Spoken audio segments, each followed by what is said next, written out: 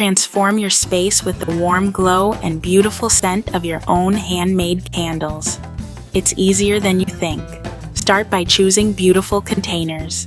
Make sure they're heat safe and clean for the perfect finish. Secure your wick to the center. A centering tool will keep it straight and ensure an even burn. Melt your soy wax gently in a double boiler until it's smooth and liquid. Patience is key for a perfect pour. Add your favorite fragrance oils. A little goes a long way to create a luxurious, long-lasting scent.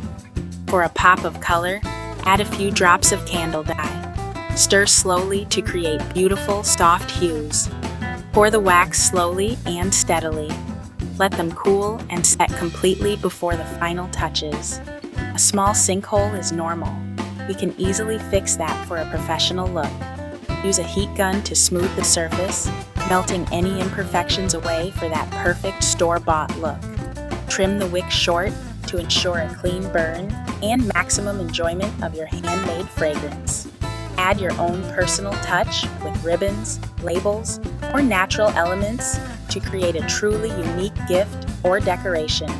Enjoy the beautiful ambiance and soothing scents of your very own handmade creations.